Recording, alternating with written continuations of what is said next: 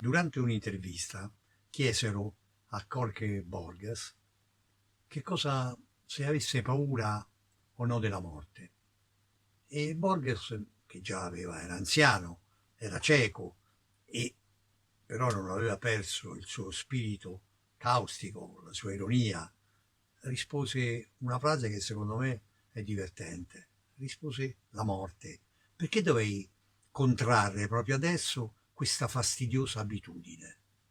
Ecco, questa fastidiosa abitudine accompagna sotto certi aspetti l'ultimo film di Almodovar, che è Dolore e Gloria, e l'accompagna con la stessa ironia, ma non con la stessa forza, perché in realtà è un modo molto suggestivo per uscire da una depressione, parlando costantemente della morte, delle malattie, della paura di morire, della sofferenza. Perché Almodovar ci ha abituato a questo modo di fare, a questa sua insalata russa di sentimenti, di sensazioni, di colori, di personaggi. Lui è il regista che ribalta ogni situazione, con i padri che in realtà sono dei travestiti, con le madri che si innamorano delle attrici e fuggono con loro, di un mondo barocco, risplendente, affamato di vita, e nonostante questo sull'orlo di una costante, non tanto crisi di nervi, quanto su una costante disperazione molto spesso. Però tutto questo condito con la tipica modo ironico spagnolo di giocare con il dolore, con la morte, con le paure. Cioè ogni volta è come se ogni film di Almodovar fosse una corrida con la vita. E di questa corrida lui però ogni volta, con magia e con straordinaria abilità, come i più grandi toreri, riesce a giostrare, riesce in realtà a far sfuggire il nero incubo che è il toro, riesce, non dico a domarlo, ma a eliminarlo, riesce a gestirlo. E ogni volta ci fa sorridere anche dove dovremmo riflettere e rattristarci, ci dà commozione anche quando dovremmo ridere, ci fa per un istante paura, ma immediatamente dopo torna l'allegria con un guizzo comico, con uno sberleffo. Questa è la grandezza di Almodovar e questi sono i suoi meriti. E ha preso 2 Oscar molto importanti con 2 film che parlano di donne, e quasi tutti i film di Almodovar parlano di donne pregnanti, donne sempre presenti, materne.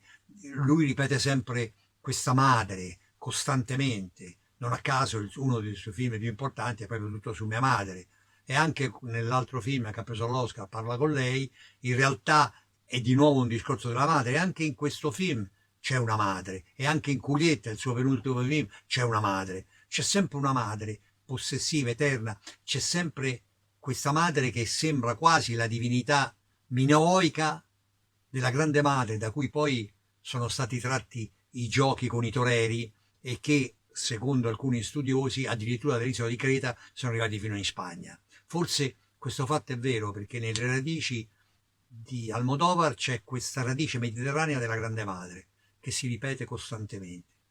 Ora, io tra l'altro sono stato un ragazzo che ha avuto una mamma splendida, splendida come personaggio, una mamma che io chiamavo mammetta, e però ho avuto anche la fortuna di avere un padre che era un padre vero, che era una presenza maschile in casa, forte e decisa, intorno alla quale ruotava mia madre con la sua indipendenza, con la sua forza.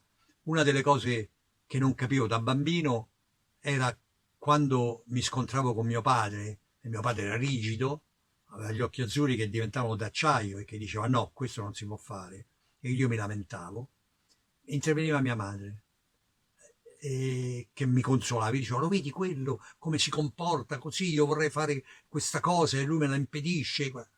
E mia madre, aggiustandosi i capelli con un gesto squisitamente femminile, diceva: non ti preoccupare, questa sera ci parlo io. E la mattina mio padre, mentre gli faceva la barba, mi diceva: beh, allora puoi andare lì, cioè mi dava il permesso per la cosa per cui la sera ci eravamo scontrati. E io non capivo quale fosse questo potere di mia madre. L'ho capito soltanto crescendo, l'ho capito soltanto che era uno straordinario ricatto d'amore che faceva mio padre, al quale mio padre non poteva resistere. Era questa la sua forza. Ed è questa la forza, non parlo di ricatto, lo parlo in senso figurato, in senso straordinario, cioè il momento in cui le donne ci danno il loro amore, chiaramente chiedono un cambio, e anche se il loro amore è un amore che supera tutto, è un amore straordinario come quello delle mamme, in realtà noi dobbiamo comportarci in qualche modo per meritare di averlo. E nei film di Almodovar c'è questo costante dono della mamma, qui interpretata da giovane, da Penélope Cruz, che Almodovar ha voluto quasi che somigliasse alla Sofia Loren della Ciociara, come forza popolare e come carattere appassionato. Alla fine cerca disperatamente di rendere alla mamma una parte del bene che gli ha dato e che ha avuto.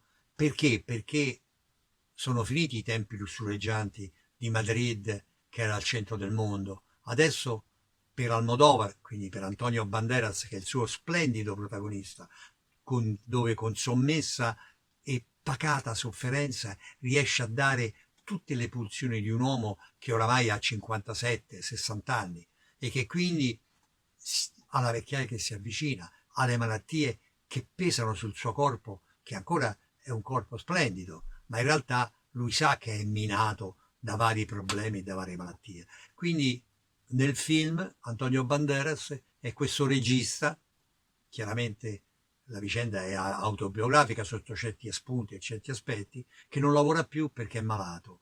Ma questa malattia è una malattia dell'anima, perché la vecchiaia non è soltanto una vecchiaia dell'anima, cioè del corpo, è anche una vecchiaia dell'anima. E questa vecchiaia dell'anima lo fa adagiare, gli impedisce di riprendersi e la vecchiaia diventa il luogo dei dolori e il luogo dei rimpianti. In realtà lui non fa altro che dormire, drogarsi e sognare di quando era bambino, sognare l'origine di tutto il suo tempo, un tempo protetto dalla mamma.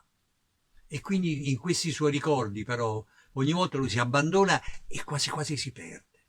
Quindi è come se fosse alla finestra della sua vita e la vedesse scorrere come per un fiume che finisce, come un corso d'acqua che scivola via e va via. Ma fortunatamente noi abbiamo detto che ogni volta Almodovar ci porta di fronte alla tragedia e poi con un guizzo preciso ne esce. E anche questa volta in qualche modo ne esce, proprio tramite la solidarietà, tramite l'amore che ha mille rivoli e l'amore che dai che ti ritorna e la gente a cui hai voluto bene ti ritorna accanto e ti aiuta. E questo diffondere amore per riaverlo è un elemento molto importante. È già successo in Culieta e adesso ritorna in maniera più forte. Anche perché mi ricordo un'altra battuta di un grande vecchio, che era Pablo Picasso, che ho avuto il piacere e l'onore di conoscere, il quale diceva questa splendida battuta. Ci vuole molto tempo per diventare giovani, per diventare davvero giovani. Ci vuole molto, ma molto tempo. Infatti io ho 90 anni e sono un ragazzo. Grazie.